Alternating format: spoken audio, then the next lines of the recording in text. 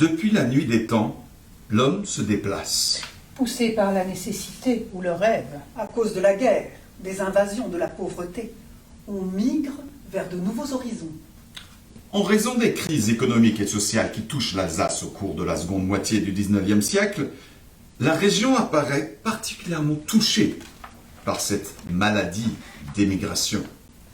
Sous la contrainte, ou librement, on quitte sa patrie, tout ce que l'on connaît, pour aller vers de nouveaux mondes. À la fin du XIXe siècle, près de 10% de la population mondiale a connu l'émigration, les Européens étant les plus représentés. Première étape, l'Algérie. Au début du XIXe siècle, la France décide de faire de l'Algérie une véritable colonie de peuplement. À partir des années 1830, de nombreux Européens s'installent en Algérie, qui devient la pièce maîtresse de l'empire colonial français. La colonisation transforme le territoire et la société algérienne, et on assiste à un vaste projet d'aménagement national, qui résoudrait à la fois le sort des surplus sociaux en France et celui de la présence métropolitaine sur les terres nouvelles.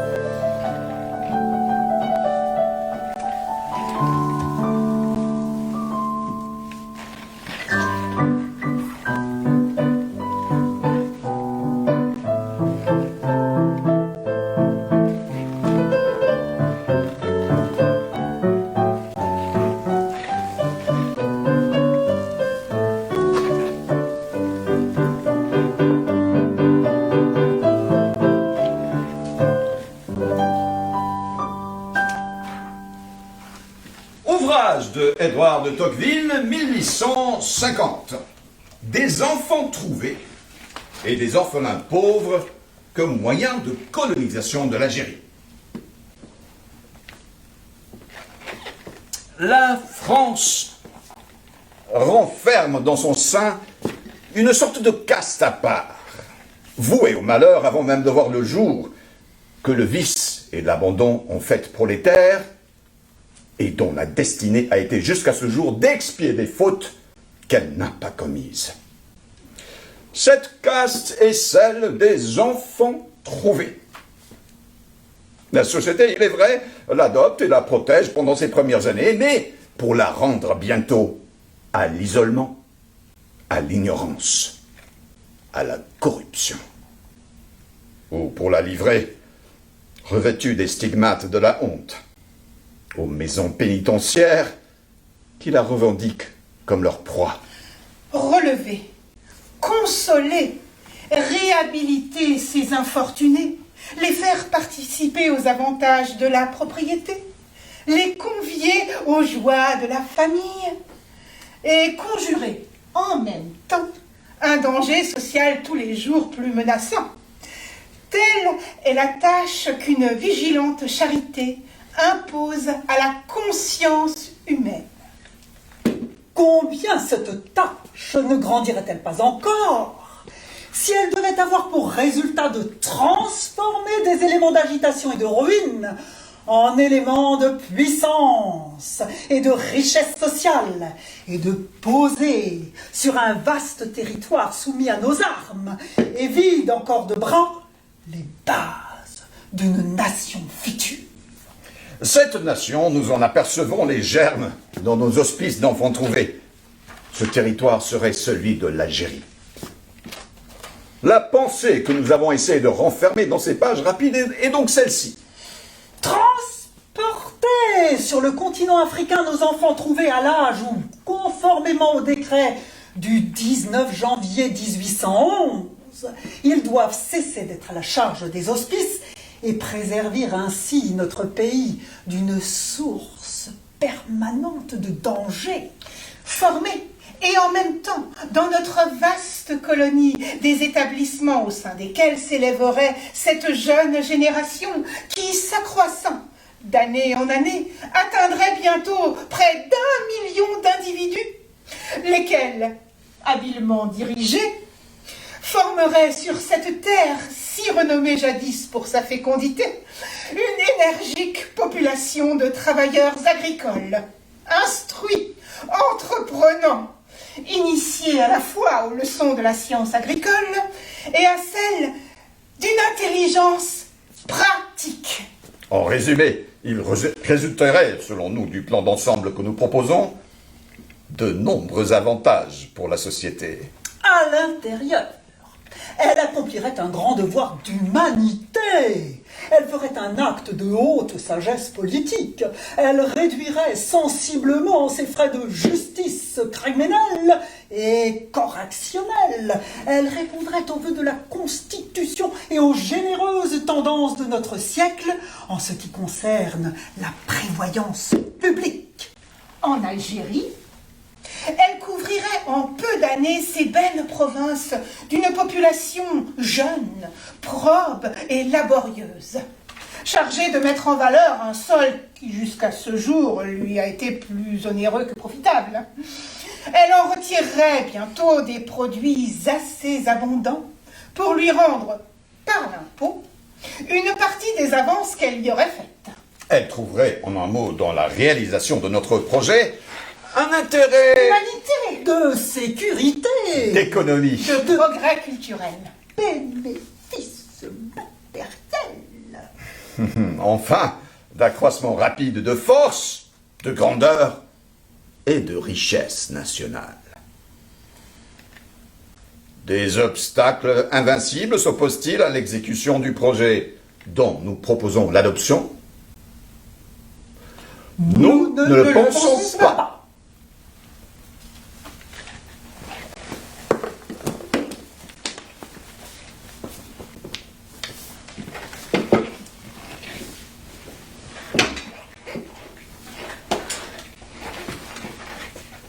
Gendarmerie départementale, ma 2e Légion.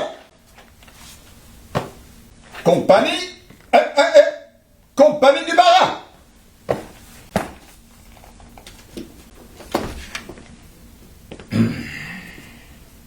Ouais. J'ai demandé un rapport sur les causes qui provoquent l'émigration en Amérique, qui se manifeste à nouveau, et particulièrement dans l'arrondissement de Wissembourg.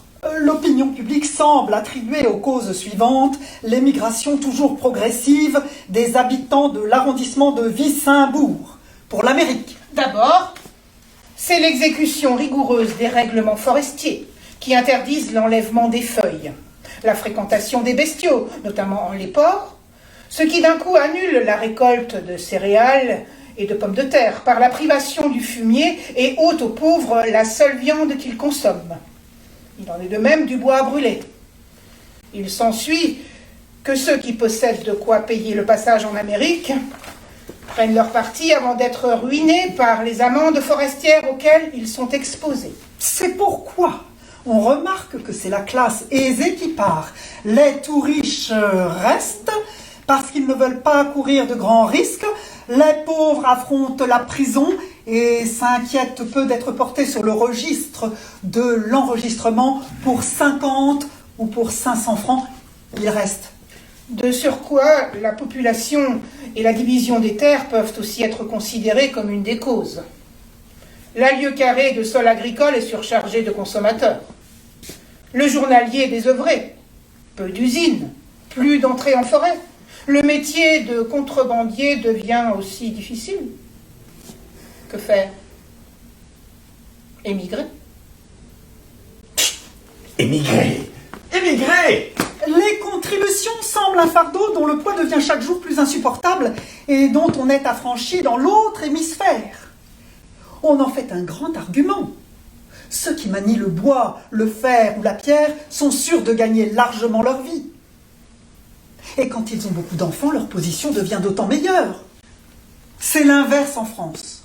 Un anabaptiste qui a demeuré au Zellerhof avait 8 garçons et plusieurs filles. Il a quitté pour garder tous ses enfants avec lui et esquiver la conscription. L'émigration est aussi une maladie, un engouement, une mode provoquée par les parents et amis qui sont partis depuis longtemps et dont quelques-uns donnent des relations séduisantes de leur bonheur actuel. Toujours est-il constant que le malaise présent et la crainte de l'avenir sont les principaux mobiles, et qu'ils sont amorcés par la clôture des forêts, le manque de travail, le surcroît de population et l'élévation des impôts.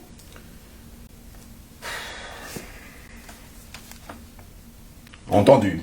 Merci. Repos.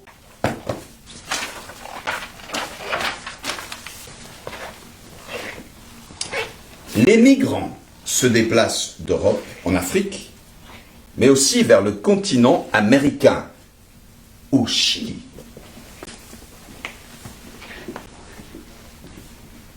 Le monde s'agrandit.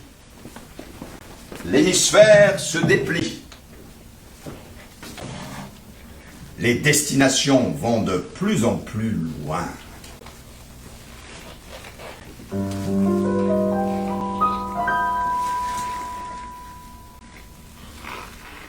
Agence centrale maritime. Wolf, agent d'émigration, 17 rue de la Banque. Auswanderung, Agentur täglich, Abfahrten mit Schnellpostdampferten. Le gouvernement du Chili, en présence du développement considérable que prennent chez lui l'agriculture, les mines, les travaux publics, etc., fait appel à des travailleurs de bonne volonté et leur fait l'avance du passage pour se rendre dans les ports de Talcahuano ou de Valparaiso. Le prix du passage, remboursable en 2 ans, et sans intérêt, est de 273 francs par adulte, moitié pour un enfant de 8 à 11 ans. Les émigrants décidés de profiter de cet avantage doivent me retourner revêtus de leur signature l'engagement de remboursement inclus et me remettre en même temps un certificat de bonne vie et mœurs, délivré soit par le maire de la commune, soit par le commissaire de police.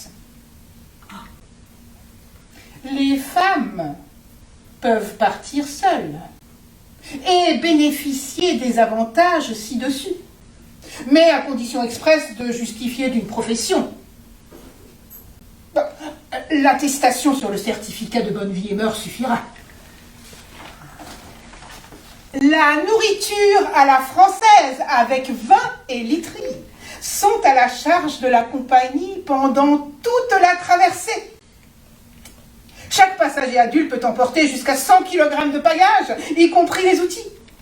Les bagages doivent être autant que possible sous forme de malles, et non de caisses, colis, etc., ressemblant à des marchandises.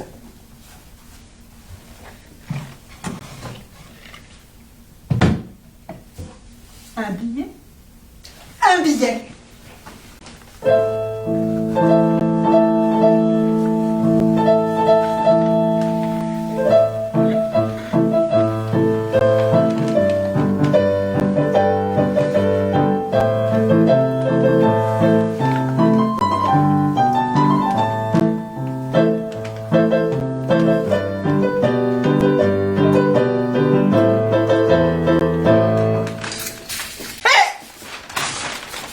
À leur arrivée au Chili, les immigrantes seront reçus par les délégados du gouvernement chilien, qui les logera et les nourrira pendant la semaine qui suivra leur débarquement.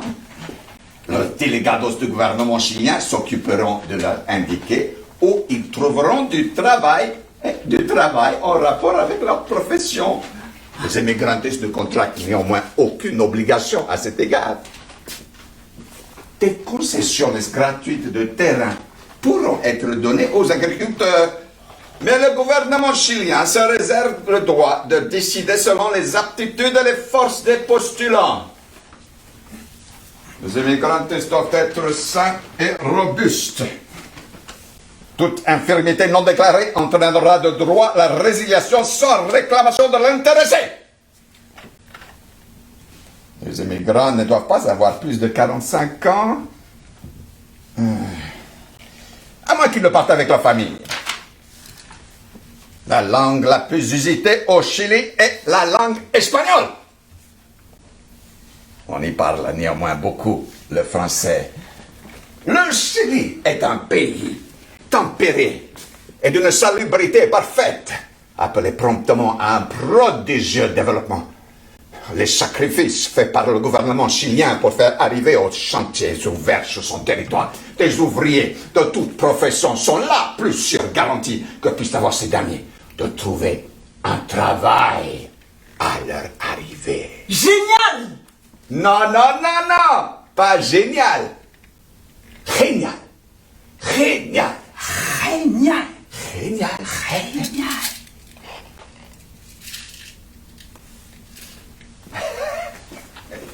Mira,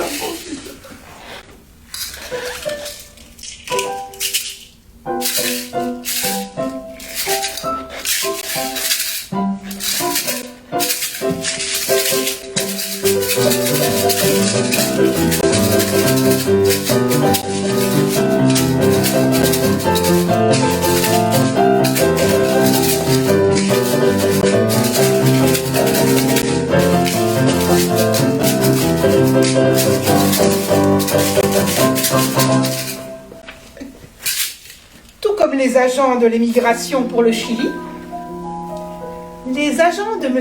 Castro, chargés de recruter des candidats pour coloniser le Texas, promettent monts et merveilles. Sous un beau ciel, un climat fertile et salubre. Il y a des terres qui ne demandent qu'à être travaillées pour produire en abondance. Même pour certaines récoltes, 2 fois. La réussite ne dépendra donc plus que de la bonne volonté du colon.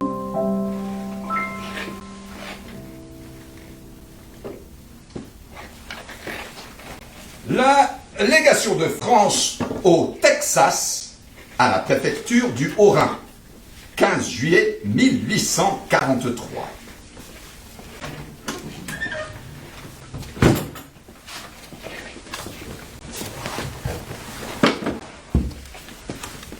Le Texas possède à la vérité dans quelques-unes de ses parties un sol fertile et un beau climat. Mais dans ces localités, Tels que les bords du Brazos, de la Rivière Rouge, de la Trinité. toutes les terres publiques, ou à peu près, sont déjà distribuées et l'on ne peut s'en procurer qu'en les achetant aux propriétaires. Et même dans ces endroits, et principalement le long des fleuves où se trouvent les meilleures terres, Le climat est malsain et fiévreux et exige une épreuve souvent fatale à ceux qui veulent s'y fixer. les terres libres qui peuvent être distribuées gratuitement par le gouvernement, soit des entrepreneurs de colonisation, Soit des familles isolées. Sont situés ou dans des endroits malsains et impropres à la culture et négligés pour cette raison, ou bien sur des frontières encore inoccupées.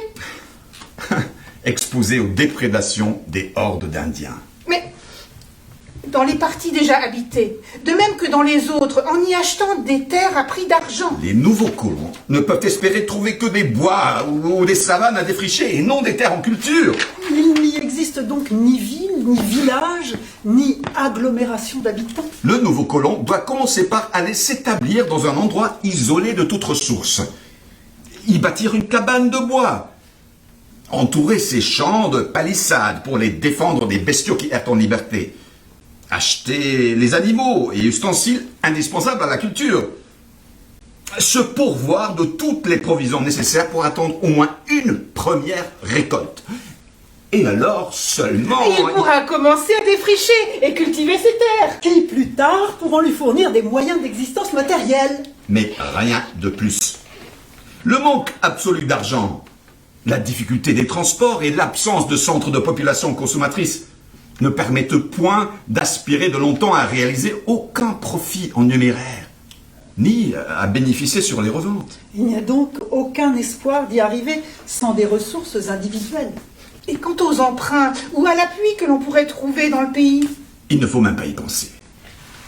Les familles pauvres de cultivateurs ou d'ouvriers... N'ont même pas la ressource de travailler chez les gens du pays.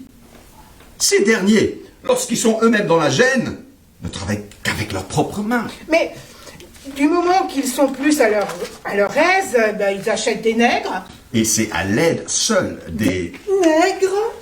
que se fait toute culture un peu étendue. Notamment celle du coton. Seule denrée qui, jusqu'à ce jour... Produit un article d'exportation réalisable.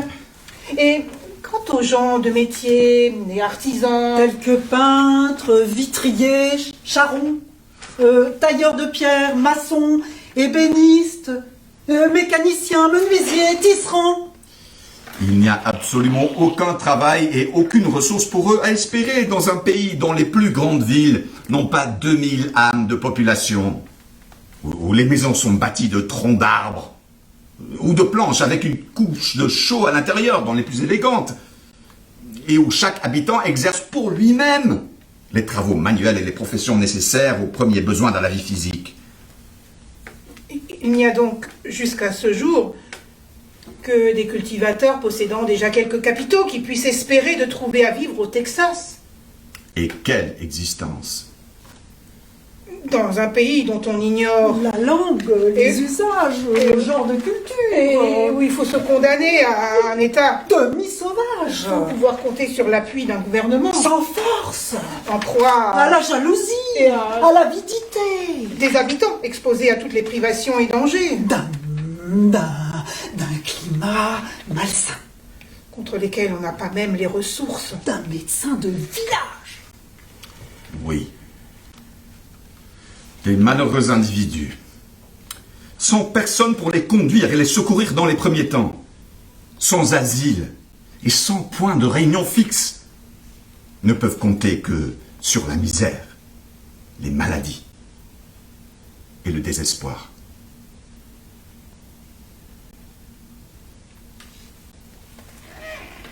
Und du sollst noch heimschreiben und sagen, es geht dir gut.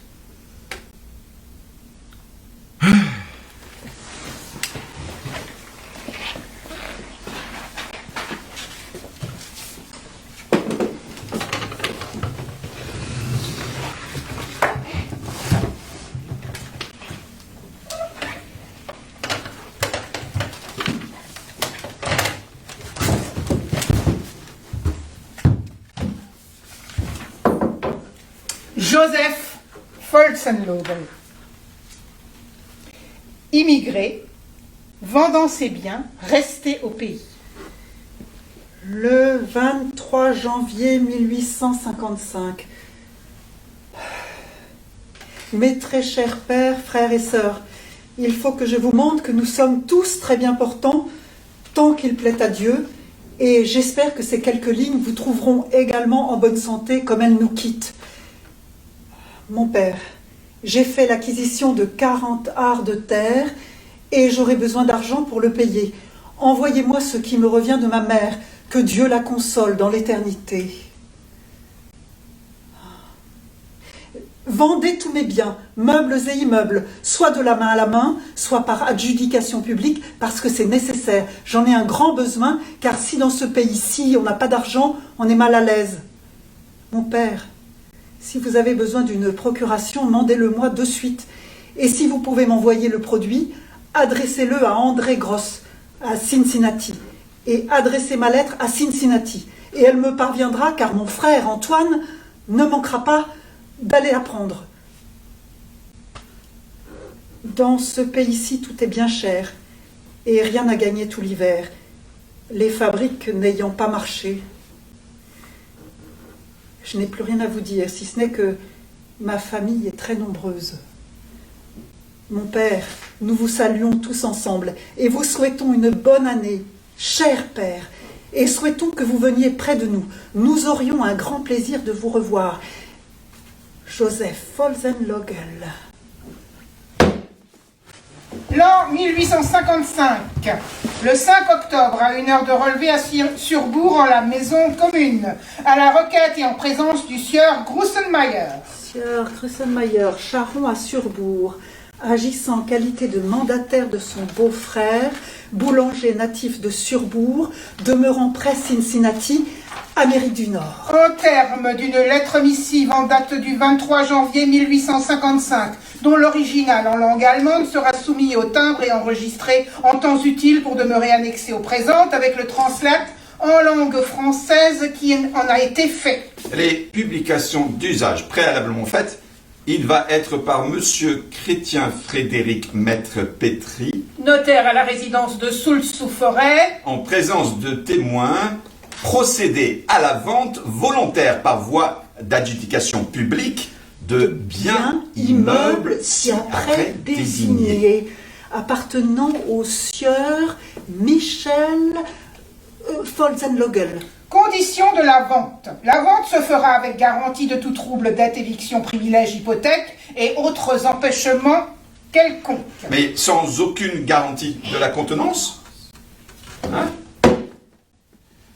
Le prix d'adjudication est payable en 3 termes annuels et égaux, dont le premier échéra à la Saint-Martin, ou 11 novembre 1856. Tous ces paiements seront à faire en bonne espèce d'argent de France. En l'étude du notaire sous-signé ou en la demeure du cessionnaire ci-après nommé et entre les mains de ce dernier. Les adjudicaires paieront en outre 15 centimes par franc du montant de leur prix d'acquisition et en sus de ce prix, au moyen de quoi le vendeur se charge du paiement de tous les frais des présentes, y compris ceux de la transcription. De la transcription. Il est fait en réserve du bloc sur tous les immeubles à vendre. Ensuite, enchères et adjudication. Les 3 parcelles à vendre ont été enchéries, séparément par 3 adjudicateurs différents, ensemble à la somme de 415 francs. Mais ce n'est pas fini. Les 3 articles ont été enchéris à la somme de 515 francs par le sieur Michel Folsenlogel, père, cultivateur demeurant à Surbourg. Et personne n'ayant voulu surenchérir ni rendre les conditions meilleures, tous les immeubles désignés ont été adjugés pour la dite somme de 515 francs au dit sieur Joseph Folsenlogel. Père.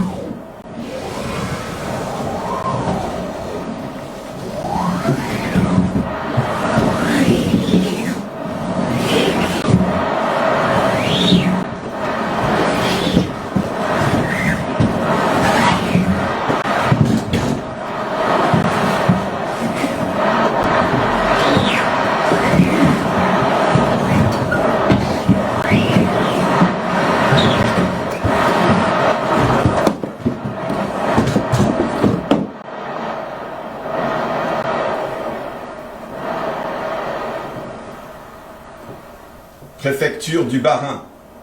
Deuxième division, naufrage du navire américain Luna. Liste des émigrants qui ont péri. Strasbourg le 6 mars 1860. Monsieur le sous-préfet, le navire américain Luna parti du Havre le 15 février dernier avec des émigrants pour les États-Unis s'est perdu corps et biens le 17 sur la côte de Barfleur.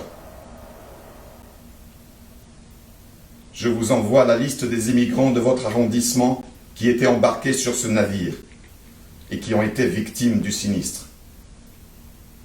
Veuillez en donner avis aux maires de Lembach et de Rothbach et les prier d'informer les familles, avec tous les ménagements possibles, des pertes qu'elles ont éprouvées.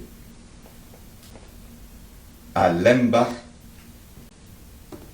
Lehmann Salomon, 55 ans. Lehmann Mina, 54 ans. Meyer Léopold, 54 ans. Meyer Sophie, 46 ans. Meyer Linhart, 16 ans. Meyer Henriette, 33 ans. À Rothbach, Loeb Joseph, 33 ans. Hermann Bernard, 25 ans. Agréez, monsieur le sous-préfet, l'assurance de ma considération la plus distinguée. Le préfet.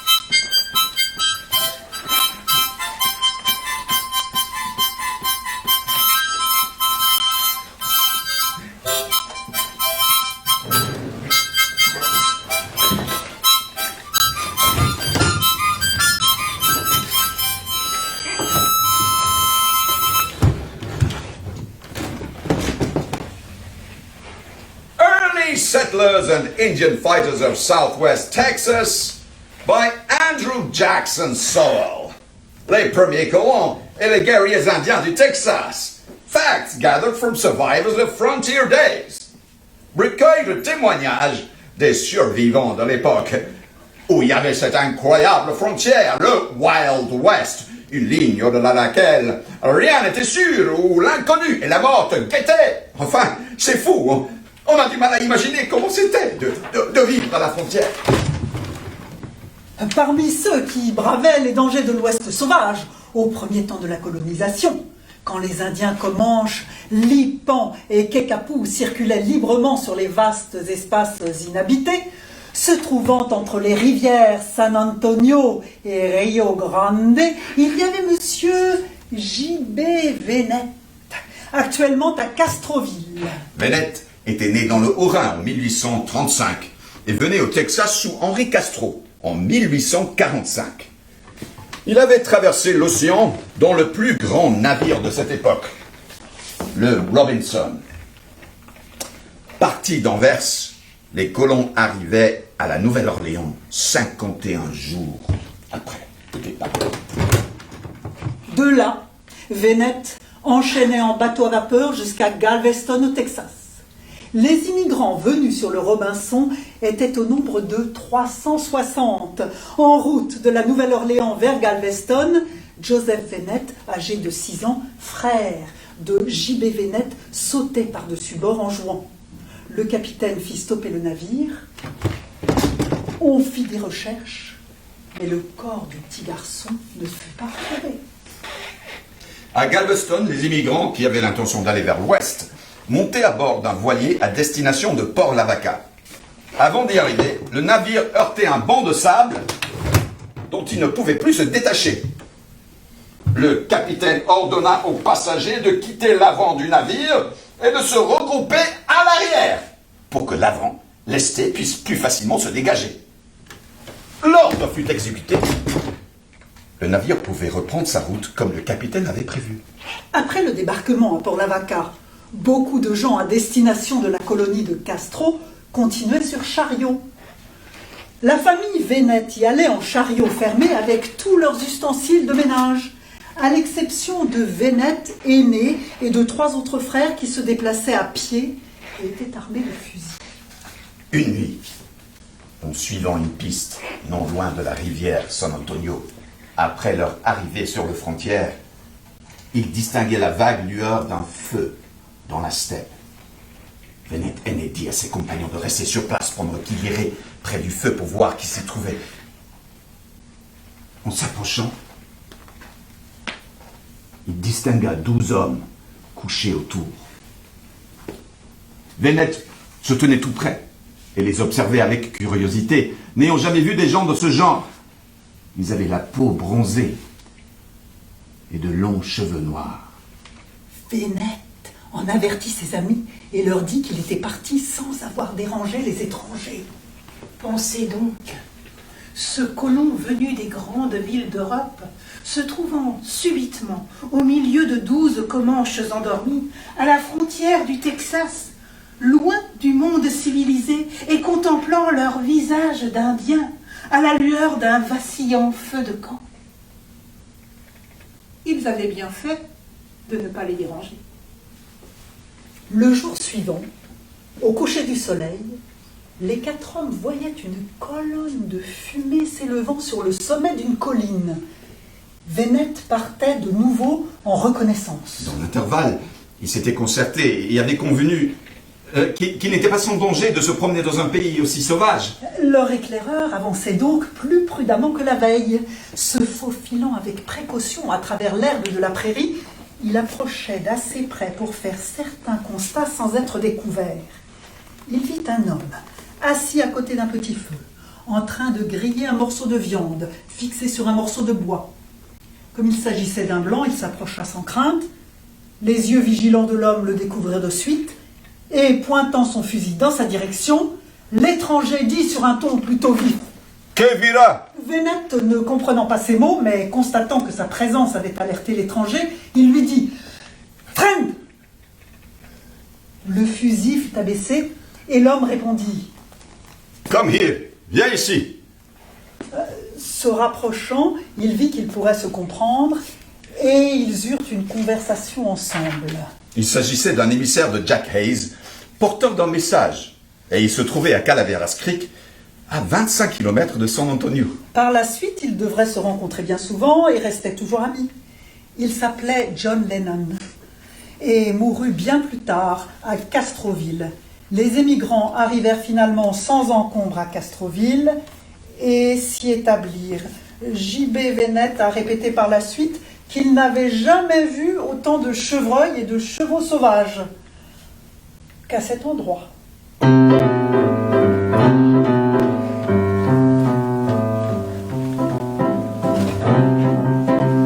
Après la conquête de l'Ouest, retour en Europe, avec la conquête de l'Est, avec les Wild West Show et Buffaloville.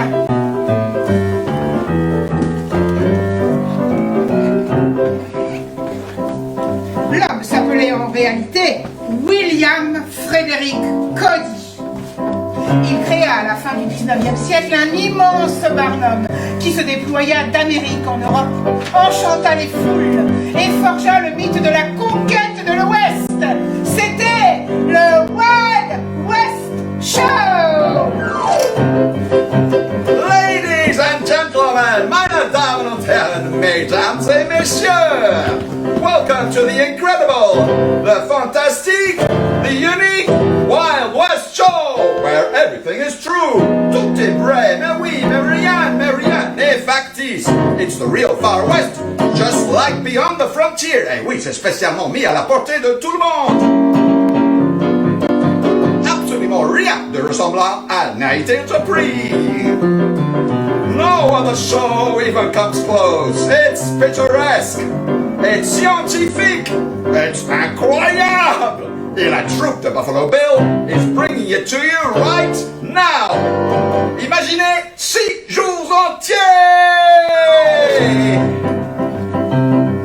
Ja, liebe Leute, kommt und sieht die unglaubliche, fantastische, weltbekannte Show vom 21. Oktober ab für 6 Tage unter der Leitung von William Frédéric Cody. Oui! Ce show est placé sous la direction de William Cody, ancien scout de l'armée américaine. Il y aura 200 Indiens, Cowboy, Pfadfinder, Scharfschützen und Reiter. 175 poneys, mulets, chevaux sauvages et bisons, Große Gefechtsszenen, Vorreiten wilder Pferde und Vorführung von Szenen aus dem westlichen Grenzerleben. des grandes scènes de bataille, des chevaux sauvages et des scènes de la vie quotidienne à la frontière du Far West. Die Vorstellungen finden nur am Nachmittag statt, täglich um 3 Uhr. Les caisses ouvrent à 15 heures pour 8000 personnes. Eintrittsatz 4 Mark. Seulement 4 marques l'entrée. Venez voir la troupe qui est devenue célèbre dans le monde entier Durch ihre großartige Erfolge in New York, pour le jubilé de la reine, Paris, l'exposition universelle, Spanien, Italie, Wien, Berlin, Hamburg und Frankfurt. 60 millions de spectateurs estimés en 20 ans. Ce show signe la naissance du divertissement de masse. Il marque aussi le point d'orgue de la destruction d'un peuple.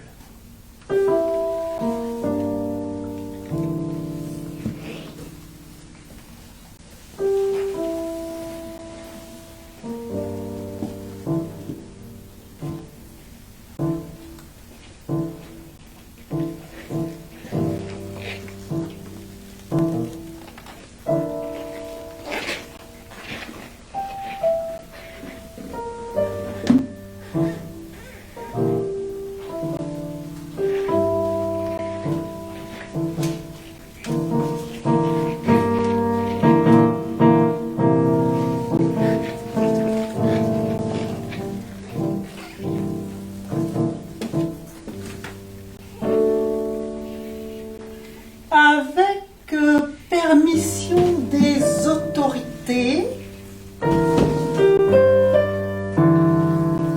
le sous-signé a l'honneur de faire connaître à l'honorable public cet homme, remarquable pour les Européens à cause de sa rareté, appartenant à l'une de ces nations les plus belliqueuses de l'Afrique, qui se sont fait connaître par leurs incursions dans les colonies anglaises, dans l'Afrique occidentale, au Cap Castor, à la Côte d'Or, et qui sont même célèbres chez nous. Ces peuples se distinguent de tous les autres Africains par leur forme musculaire et leur agilité. L'adresse et la coutume, l'adresse et la force corporelle de cet individu se prouvent par la manière dont il a coutume de porter sa pesante massue et ses autres armes.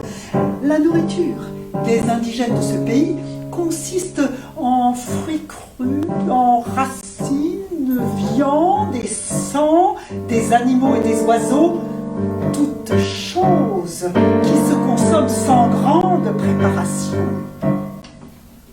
Cet individu se nomme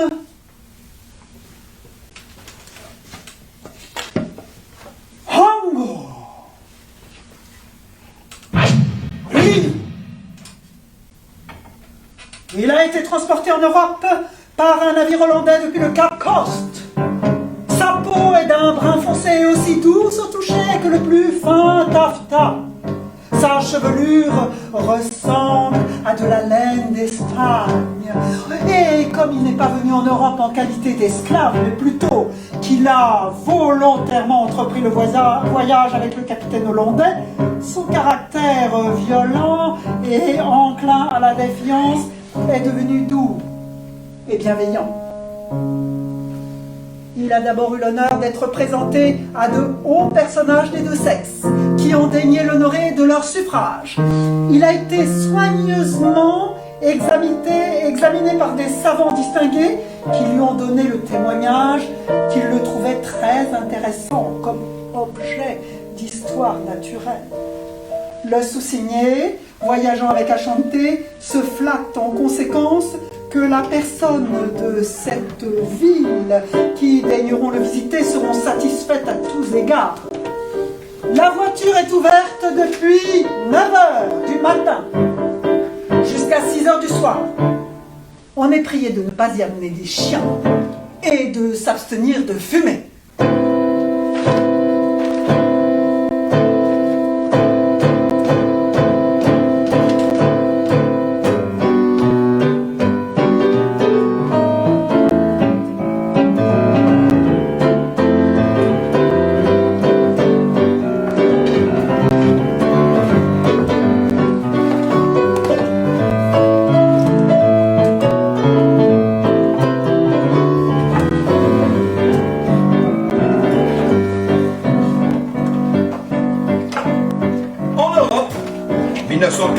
À 1918, la guerre fait rage et provoque nombre de déplacements, d'évacuations et de tensions de part et d'autre du Rhin.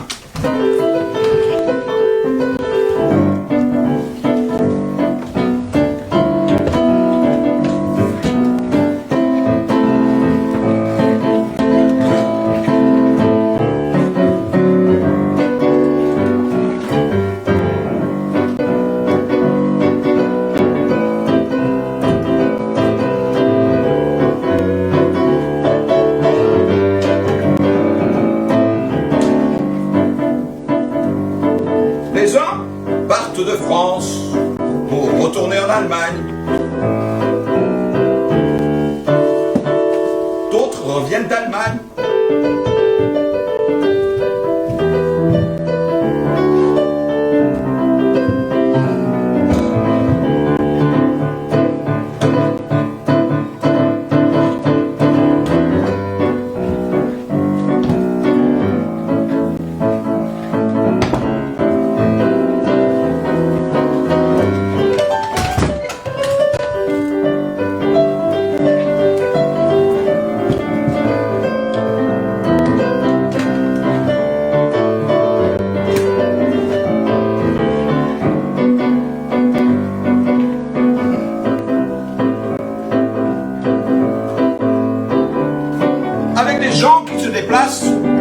Les langues se déplacent également au gré des annexions de territoire.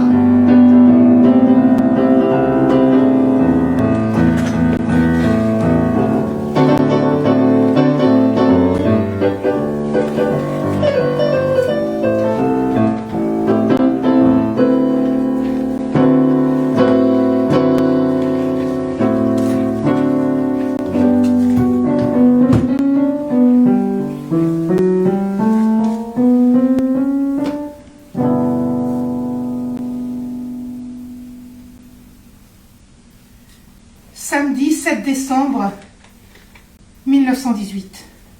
Journal d'Anselme Laugel. Marie, qui a été aujourd'hui vers Kehl avec Paul Chastelin, après avoir porté un petit bouquet tricolore sur la tombe de son père, me dit qu'à 500 mètres environ du Rhin se trouve une foule de Strasbourgeois qui sont rangés en bataille et s'amusent à huer et à siffler, voire même à menacer et à battre. Les Allemands, qui de gré ou de force quittent Strasbourg, le petit scandale se reproduit à chaque départ. Et l'administration est obligée de prendre quelques mesures pour préserver les Allemands des fureurs de la foule. est d'autant plus exaltée qu'elle assiste, en même temps qu'au départ des Boches de Strasbourg, à l'arrivée des malheureux prisonniers alsaciens encore détenus en Allemagne et qui reviennent dans un état lamentable de misère et de dénuement. Journal Ungerer. En 1920, les expulsions et départs volontaires, plus subis que réellement volontaires, se poursuivent. 2. Juni 1920. Großtante Anna, nach Karlsruhe abgereist, ihr die Zollrevisionen zu erleichtern, stellte ich ihr mein Auto zur Verfügung bis Kehl. Sie fühlte sich seit der Wegreise ihres Sohnes Willi sehr vereinsamt und war natürlicherweise durch die letzten politischen Ereignisse sehr niedergedrückt. La grande tante Anna est partie à Kehl. Elle se sentait très seule depuis le départ de son fils Willi et très déprimée à cause des événements politiques. Sie wurde Französin 1862 durch ihre Heirat, dann wieder Deutsche 1871 durch Annexion, dann 1918 wieder Französin. Das war ihr viel. Française en 1862 par son mariage, puis allemande en 1871 par l'annexion, puis à nouveau française en 1918, c'était trop pour elle. Journal Ungerer, 27. Dezember 1920. Abreise von Edmund Ungerer, bisher Pfarrer in Lampertheim, nach Stadthagen, wo sein ältester Sohn Lehrer ist.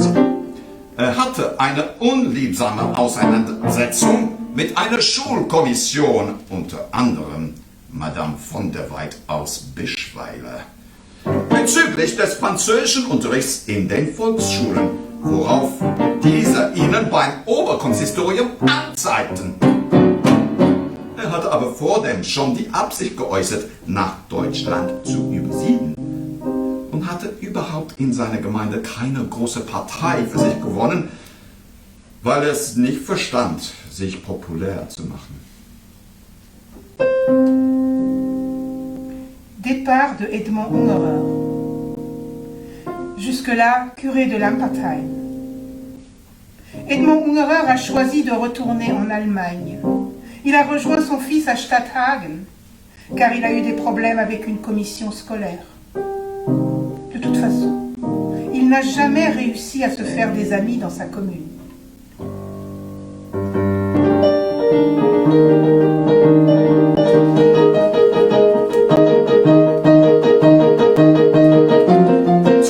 Juni 1920. Der regelmäßige Zugverkehr nach Kehl hat wieder begonnen. Le 20 juin 1920, le trafic régulier des trains vers Kehl a repris.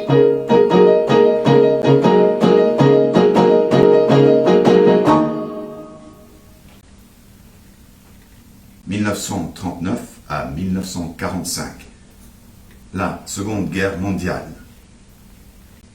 Les Alsaciens sont obligés de partir, d'évacuer. Se replier. C'est ainsi que le nomme pudiquement l'Institut d'études européennes.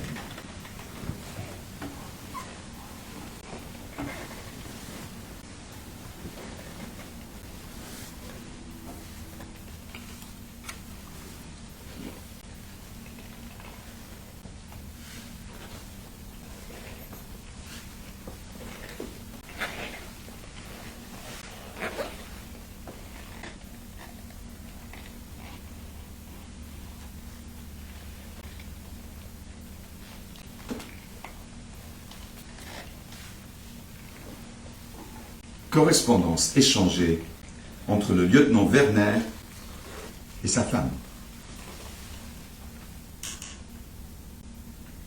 Saverne, le 3 septembre 1939. Ma chère petite femme, dimanche aujourd'hui, et quel dimanche! Sombre dimanche, le second depuis notre séparation. Je te remercie cordialement de ta dernière lettre où tu me parles si longuement des enfants. J'en ai été ravie. Combien de fois suis-je déjà supplié Dieu de nous vous revoir, toi, ma chérie, et mes chers enfants. Je viens d'apprendre en ville que l'Angleterre se considérait en état de guerre avec l'Allemagne et que la France suivrait. Jusqu'à ce que cette lettre t'arrive, tu seras probablement fixé. Et maintenant, un conseil. Tâche de vous procurer des masques à gaz dès que possible. Et surtout, reste forte, garde confiance en l'avenir. Que dirais-je de ma vie ici? J'ai été hier et aujourd'hui pour 1 minute à Strasbourg, dans notre logement, pour y chercher une nouvelle culotte et mon baudrier que j'avais également oublié. C'était probablement pour la dernière fois. J'en ai pleuré comme un enfant. En attendant de tes nouvelles bonnes, j'espère, je t'embrasse 1000 et 1000 fois, de même que les enfants et tes chers parents. Ton mari, qui t'aimera toujours. Dimanche 11 septembre 1939, 5 heures. Mon René adoré chéri. Et aujourd'hui dimanche, plus que jamais, l'affreuse solitude me pèse. Un mal de pays infini me ronge. Je regarde anxieusement chaque auto qui passe, espérant qu'elle t'amènera. Hier et aujourd'hui, je n'ai pas reçu de lettre de ta part. Je me demande si tu reçois mes lettres. Je n'ai pas non plus reçu d'argent. Je n'en ai pas besoin pour le moment.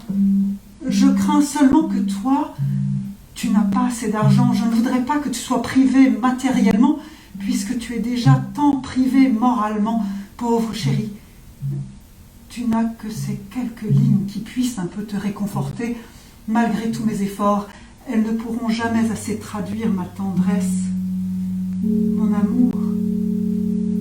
Peut-être l'avenir sera moins cruel que nous l'imaginons. Peut-être y aura-t-il encore une planche de salut qui permettra de nous retrouver un jour. Bien des déceptions nous attendront. Nous aurons certainement beaucoup à souffrir. Je m'attends au pire, mais je ne désespère pas. L'espoir de pouvoir reprendre un jour la vie commune, vivre à tes côtés, me donne de nouvelles forces. Aujourd'hui, une grande partie des réfugiés a dû quitter Waldersbach. Ils ont été cherchés dans de grands autocars et ont été conduits à Saint-Blaise. Pour le moment, on distribue toujours du ravitaillement. En tous les cas, tant que tu seras dans la contrée, je ne tiens pas à partir. Tu pourras au moins nous voir de temps à autre. La radio ne fait pas connaître grand-chose. Les uns disent « on tire » et d'autres disent « aucun coup de fusil n'est encore parti ». Mon ami, je te quitte en t'embrassant bien tendrement, avec toute mon affection, ta chère femme. 11 septembre 1939. Ma chérie adorée, journée d'attente. Viendras-tu ce soir ou non? Après la brève visite d'hier soir, pour laquelle j'ai tout de même remercié mon colonel du fond du cœur, nous sommes rentrés ici à 20h30. Je suis très heureux d'avoir pu sauver les photos. Conserve-les précieusement. C'est toujours un lien qui reste pour nous rattacher à un passé heureux, d'autant plus que l'avenir paraît bien sombre.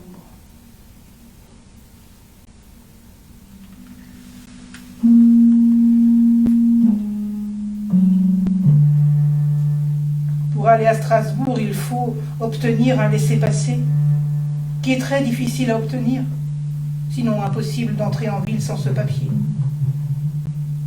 On est d'ailleurs arrêté à tous les coins de rue, par les gardes mobiles qui patrouillent et surveillent les biens des évacués pour que rien ne soit volé.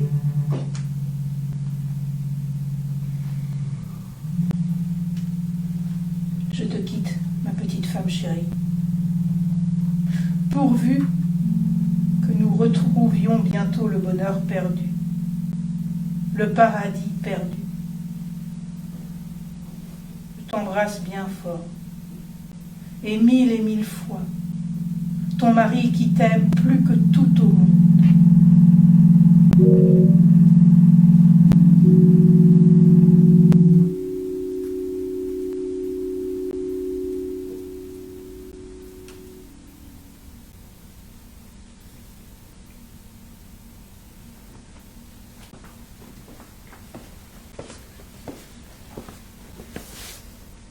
Il nous a paru intéressant de réunir ici quelques indications de première main, fournies par des éléments alsaciens dont la bonne foi n'est pas douteuse, sur la situation des évacués dans le sud-ouest. Institut d'études européennes de Strasbourg, le 11 octobre 1939. Les repliés d'Alsace et de la Moselle dans le sud-ouest de la France. Rapport secret.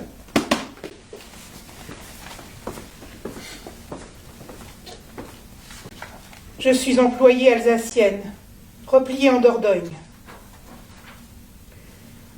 Vous n'êtes sans doute pas sans savoir que la première zone, dont mon village fait partie, a été évacuée depuis le 1er septembre. Cette journée fut d'autant plus tragique pour nous que mon père est mort subitement ce jour-là vers 2 heures de l'après-midi. Une demi-heure plus tard, on a annoncé l'évacuation pour 5 heures. Il a fallu enterrer mon pauvre père immédiatement. Vous pouvez croire que nous avions complètement perdu la tête. Je suis médecin de Mulhouse, actuellement mobilisé. Qui veille aujourd'hui sur nos intérêts en général et en particulier sur la situation faite aux évacués lointains? Qui nous représente auprès du gouvernement? Pas nos parlementaires sans doute, presque tous médiocres. Il est urgent de prendre contact avec les repliés. Beaucoup se souviendront qu'on leur a donné 1 heure pour se préparer au départ et que 3 semaines après leur exode, aucun coup de feu n'avait encore éclaté. Je n'ai pas à vous dire ce que représente pour un paysan un pareil arrachement. Il faut avoir vu, comme moi, dans la région d'Altkirch, des milliers d'animaux domestiques errer à la dérive sur les champs, la fuite d'un bourgeois dans son auto, matelas sur le toit, son compte en banque depuis longtemps transféré à l'intérieur. Cette fuite ne se compare pas au train de paysans transplantés à l'intérieur, à 800 km de chez eux, les hommes debout dans des wagons à bestiaux. Or, il s'agit pour la plupart, du moins quant à l'Alsace, des populations les moins touchées par la culture française. Leur rancœur ne tardera pas à se communiquer aux maris et aux fils mobilisés, dont le moral fut au début si admirable. On doit gravement s'inquiéter des suites de cette situation. 500 000 évacués, originaires de Strasbourg, Saint-Louis, de la région de Wissembourg, de celle de Sarreguemines, Saint-Avold, Forbach, etc. 73 000 réfugiés environ en Charente. Confolens, à elle seule, avec 63 000 habitants, a reçu 16 000 réfugiés. L'accueil de la population a été bon, mais les installations sont encore rudimentaires. 60 000 Strasbourgeois en Dordogne. C'est trop. L'ensemble des réfugiés alsaciens dans le département correspond à 26% de la population. 60 000 réfugiés dans la Haute-Vienne. Pays pauvre, mal placé pour recevoir des réfugiés d'Alsace. Il manque au moins 35 000 couvertures. Au total, sur 500 000 évacués, il y a encore plus de 100 000 qui continuent à coucher sur la paille. Il y a une infinité de problèmes à résoudre. Et à résoudre vite. Il faut donner des pouvoirs exceptionnels à l'administration centrale. Augmenter le nombre de départements de recueil. Assurer partout un ravitaillement suffisant en tonifiant légèrement les indemnités journalières de secours. Assurer partout l'enseignement et la vie culturelle suivant les promesses faites. Organiser un service de police. C'est au prix de mesures puissantes et fermes que l'on pourra seulement assurer partout le retour à une vie, sinon normale, du moins acceptable.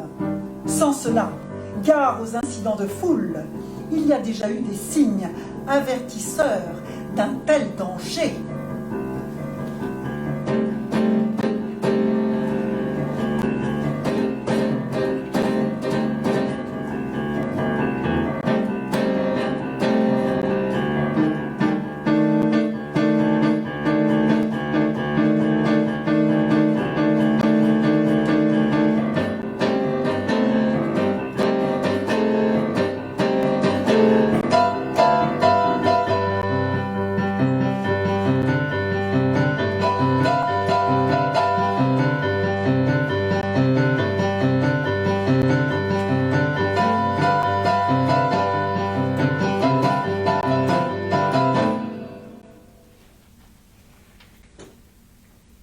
Nous ne commentons pas ces divers témoignages, dont la sincérité et l'objectivité, parfois les discordances de ton, font tout l'intérêt documentaire.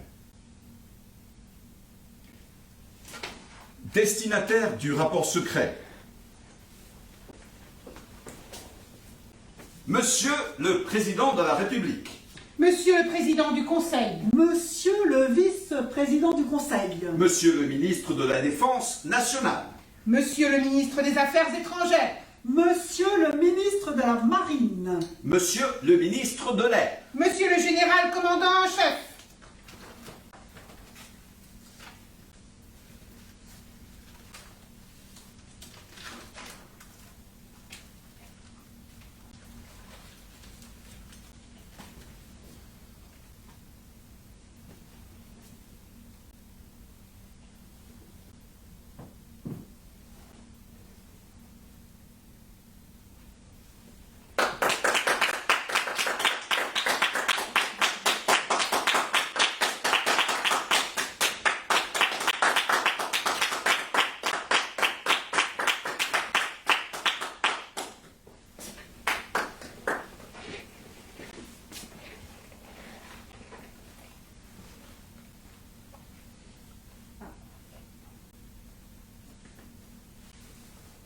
Merci à tous.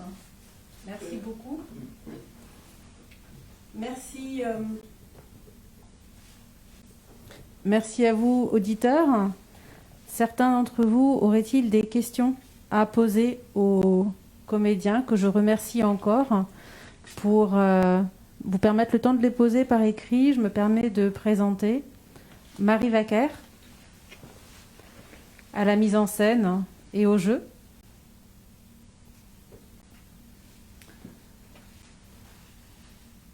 Isabelle Morane au jeu. Isabelle, félicitations encore, c'était votre première représentation. Et Richard Doust au jeu et à la musique.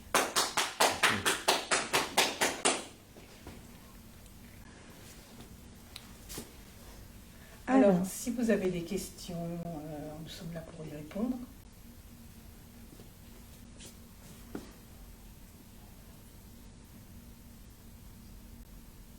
Il n'y a peut-être pas encore de questions.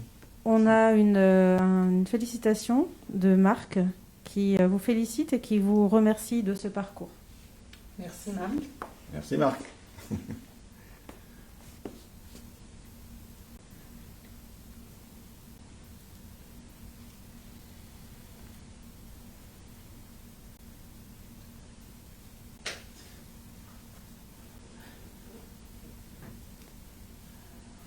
Eh bien, merci à vous, auditeurs. En l'absence de questions, je vous donne rendez-vous le mardi 29 septembre à Bischofsheim et le lundi 12 octobre en présentiel à Mittelausbergen et également depuis les réseaux sociaux grâce au travail de captation et de diffusion assuré par Frédéric Apfel, que nous remercions infiniment. Bravo.